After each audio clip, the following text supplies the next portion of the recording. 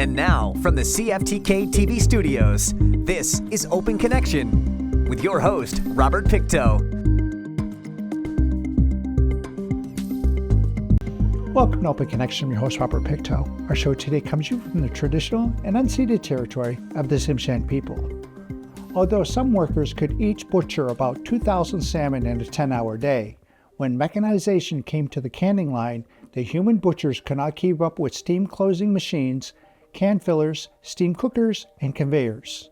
In 1905, Edmund Augustine Smith came up with the patent idea to revolutionize the industry, the iron butcher. On today's Open Connection, we open our archives to bring you this story from 2003. There's lots to see at the North Pacific Historic Fishing Village, but the heart of the century-old place is the equipment that once canned the salmon here.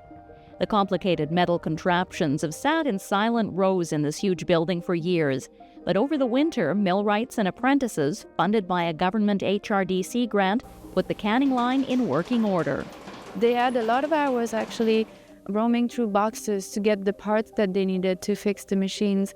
The other thing is they only had pictures to look at a lot of the time to figure out how the machines were in the beginning. So they also had a few people come over, some people that had worked on those machines to see how they were assembled and put them together. So that was quite a challenge for the apprentices and the journeymen also.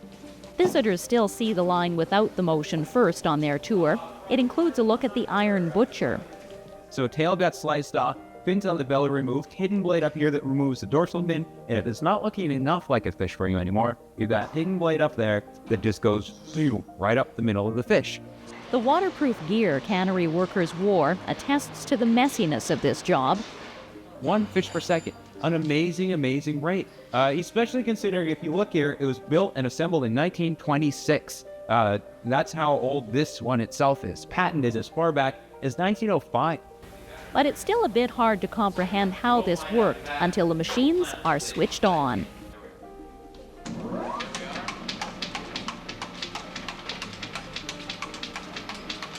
The iron butcher isn't running at 1 fish per second now. The speed is about 1/10 of its potential. But it's actually easier to see that way, although it might be harder to picture one effect of working farther down the line after fish is packed in the cans.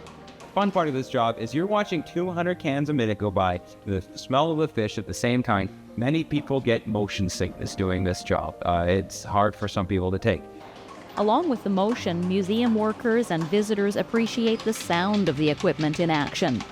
So having the belts going kind of put a little bit of noise back in the cannery. And for people that have worked in canneries before, it is very nice for them to see the machines and to hear the noise because that's very familiar to them.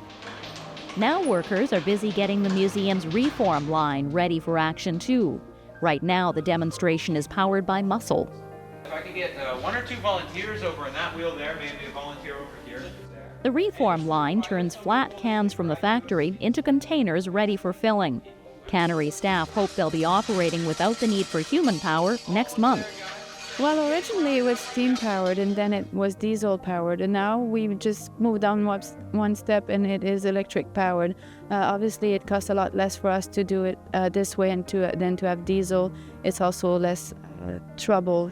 A group of pocket cruise ship passengers was among the visitors impressed by North Pacific on this day. Quite a good effort to get all the old machinery going again. We're on the Spirit of Oceanus out of Vancouver. It's one of the smaller cruise liners. We're going further into the different fjords in it, and so far it's magnificent. North Pacific is getting more and more visitors from cruise ships, along with other tourists and local visitors. This season, they can also see newly constructed examples of First Nations housing that once crowded the shoreline. Other homes and bunkhouses, a store, restaurant, and inn line other sections of boardwalk. And away from the rumble of the canning line, the tranquility lets your imagination wander back through years of history.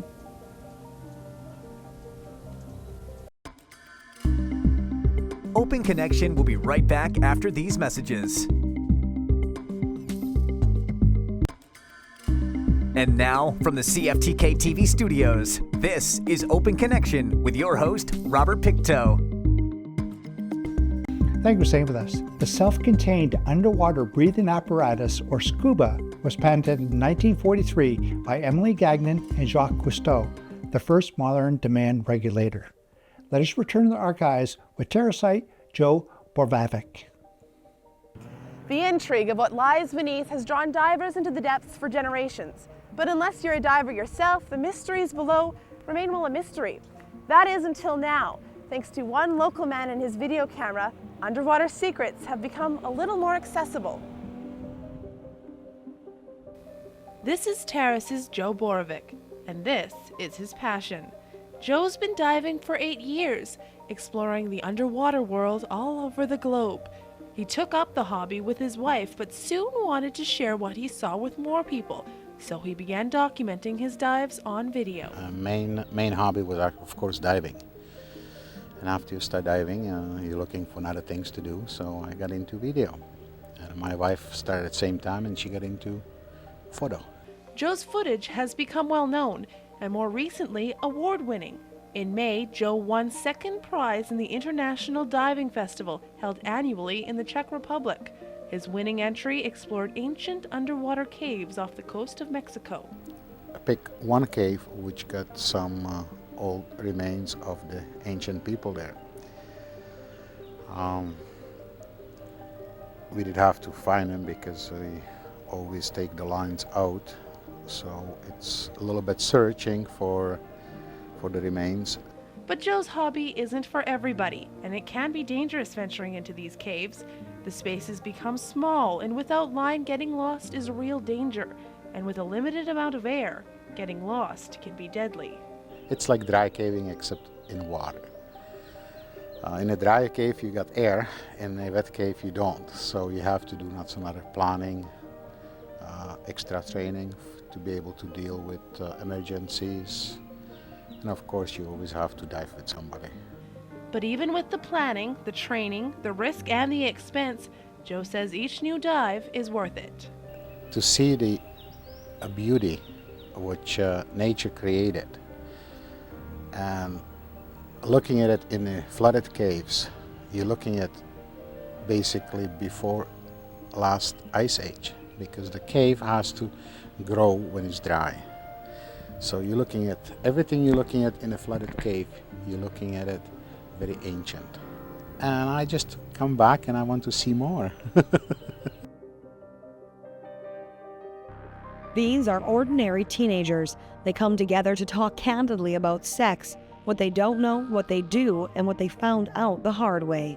We've tended to do is shorten the time when kids can be kids and move adulthood really early into the teen years, the late teen years. I think it's a pity. We're putting a lot of expectations on kids. Times of sock hops and soda shops are far behind us. Teenagers today have part-time jobs on top of school, but some still don't know that having sex one time is enough to get pregnant.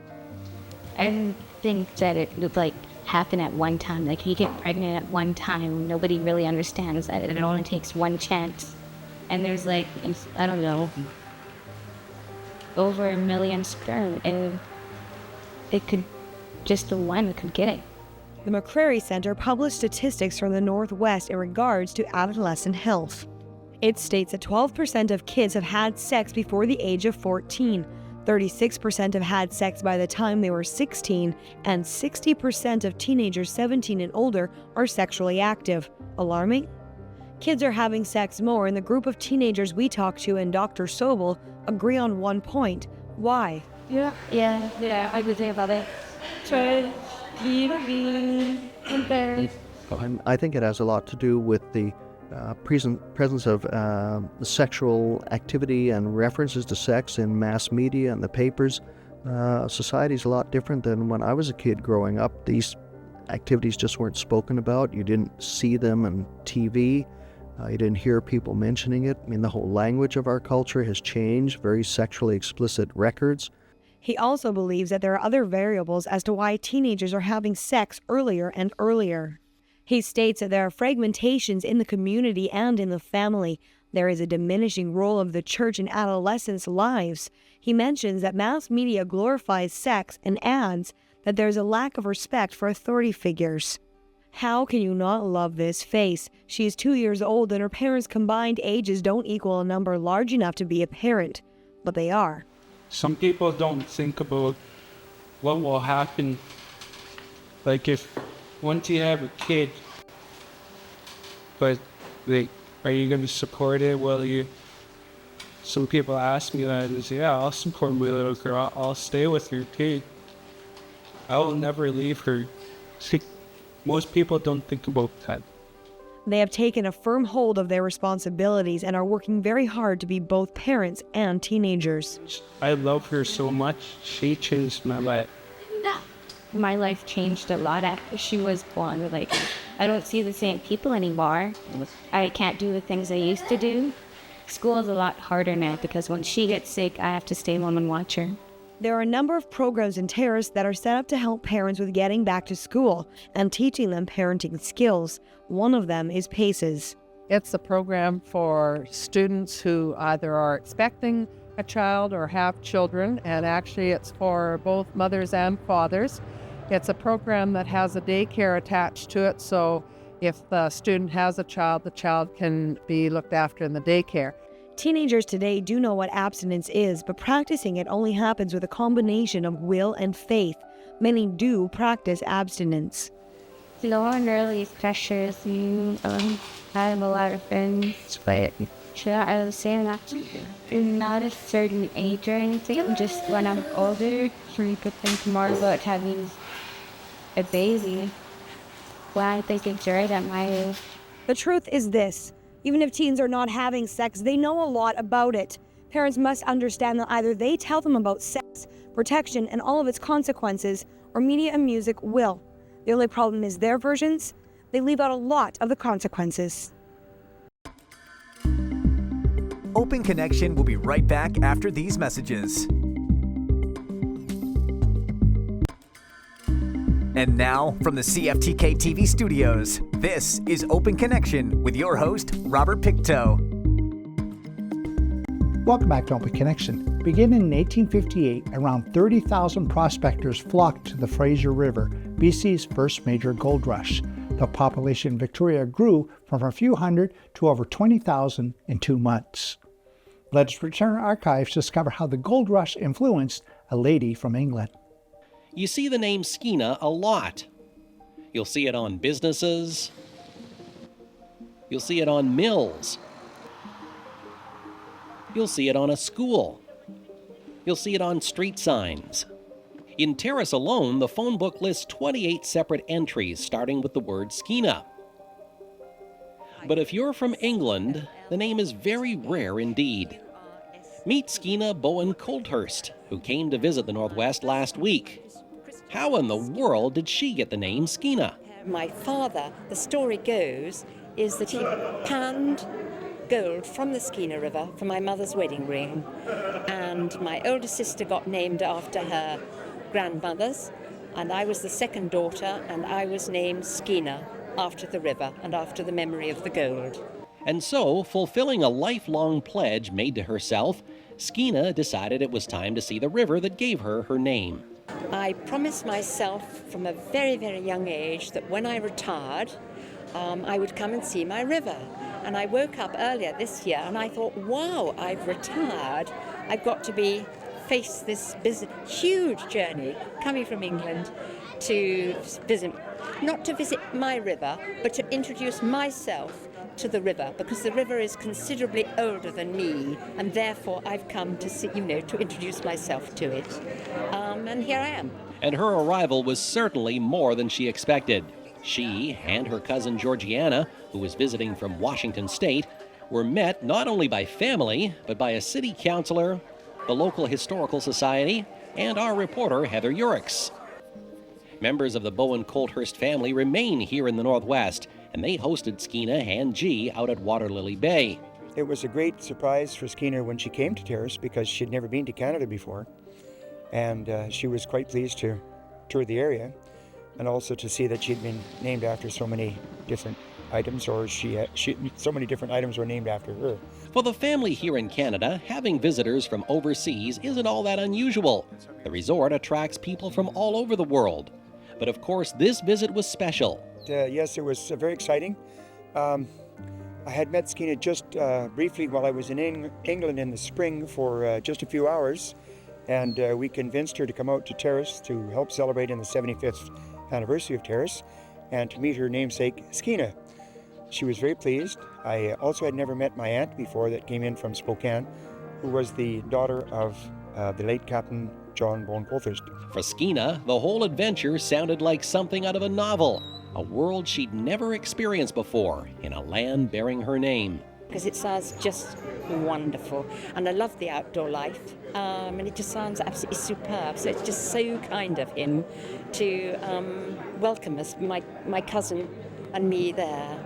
So that's what we're going to do: swimming, outdoor life, and warm hospitality of my cousin Michael at Blake House. A very special visit indeed for a lady named for a river.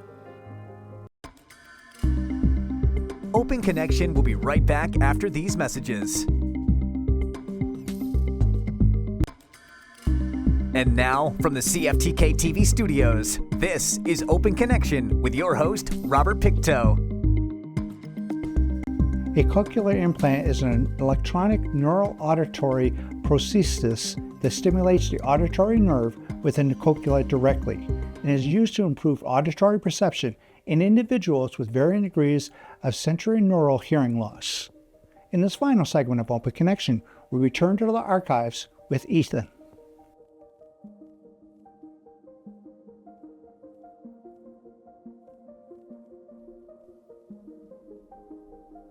But that all changed a few months ago when he received a cochlear implant and began to hear for the first time. Ethan's mother and father had suspicions when he was first born that he had hearing problems, and when they found out that he in fact was deaf, their lives changed. It was very hard on me. My father was deaf, so when I learned that Ethan was going to be deaf, it was devastating.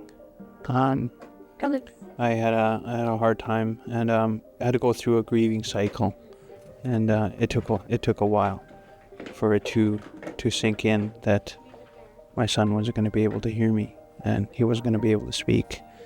But when he got the approval for the cochlear implant, it was utter elation for the both of us. I don't really consider Ethan deaf. It's not really what I focus on. He's my son. I've been with him right from the start. So we're just used to him not talking. We're used to him using sign language. But for people who aren't used to it, don't be afraid of it. Don't be intimidated by it. He's really friendly. He makes what he wants known. If you don't understand what he's signing, he'll take your hand and he'll show you. Ethan likes to play basketball and soccer. He attends kindergarten at Conrad Elementary School and has already made tons of friends. This little boy has charisma that draws people to him, and he does it without speaking. His speech therapist, Dawn Middleton, was touched the first time she met him. Ethan has always been an incredibly bright, when I first met him, I was so amazed at his interest in things around him and his eagerness with which to engage in activities. And he's always just been a real strong little person, very, very strong-willed, which I think is an asset because I think that's going to allow him to, in difficult times, to move forward. Sometimes therapy and work at school and as he develops language can be quite intense, and that resilience in him will help him. Ethan was diagnosed as deaf when he was 1, and if he had been looked at earlier, many of the obstacles he has to now overcome wouldn't be an issue. Prince Rupert doesn't have an audiologist, and with the North having the highest number of hearing impairments, it leaves this family wondering why. If he had been assessed when he was first observed, certainly from the family as being deaf, the chances of him receiving the cochlear implant sooner and the likelihood of him obtaining success in speech and language down the road would be higher. Dawn figures it'll be up to a year before Ethan says his first words, but with curiosity and his parents pushing, there is no telling what he can do. Oh, he's the most beautiful son in the world. And it's just, he's got so much energy. He's so friendly. He's got so many friends, and he just loves to play all the time. The Elks Club of Prince Rupert is sponsoring the family so both of Ethan's parents can be with him for all of his checkups. This boy has a long journey ahead of him, but with the technologies of today, his future is looking, or should I say hearing, brighter. This Friday, Ethan and his family will be traveling down to Vancouver for his second mapping session. This is where they're going to be refining and bringing up to date his program so he can hear better. Trevor Johnson had prostate cancer, and he's not alone. 1 in 8 men will be diagnosed with prostate cancer this year. I was diagnosed 3.5 years ago, and basically I had a PSA test which the numbers scored high. Early detection is crucial, but who's at risk? The risk for getting prostate cancer begins to increase when you turn 50, and anyone with cases of prostate cancer in their immediate family are at a greater risk and should begin testing at 40.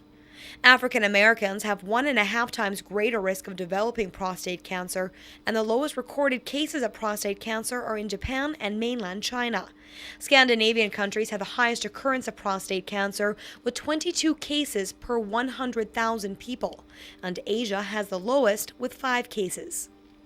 Family history is a key risk factor because men with any immediate relatives who have or have had prostate cancer have 2.5 times greater risk of developing the cancer. It's suggested that high amounts of dietary fat can increase incidence of prostate cancer, but there's no definitive proof. When you're first diagnosed with cancer, you sort of wonder why it's you, and then your family also gets upset. And, in some cases I, found myself a support for my wife. Then even though she was a support for me, we supported each other, and it's a rough ride. Cancer doesn't only affect the patient, it affects the entire family. It's important to encourage the men in your life to get tested because prostate cancer has a high recovery rate if caught early. Testing should be done annually, and there are 2 tests to complete. The first is the digital rectal examination, where any abnormal results will prompt a prostate biopsy. Abnormal results from a DRE test are associated with a 5-fold increased risk of cancer. The second is the PSA.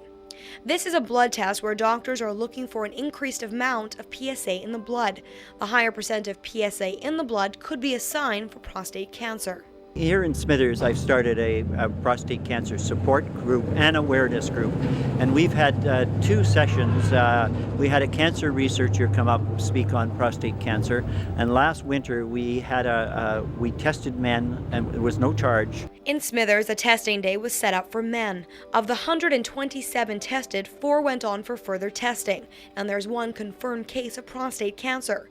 Contact your local health departments to see if there are any support groups in your area, and also to get information on testing. It's one of the very few cancers that researchers believe will be not curable, but preventable in the future, and I hope that comes about much sooner. Thank you for joining us for this episode of Open Connection, the greatest connection. Thank you for joining us for this episode of Open Connection. The greatest distance in the existence of man is not from here to there, but the connection from his mind and heart. If we can conquer that distance, we can soar like an eagle and realize our immensity within. I'm Robert Pictou.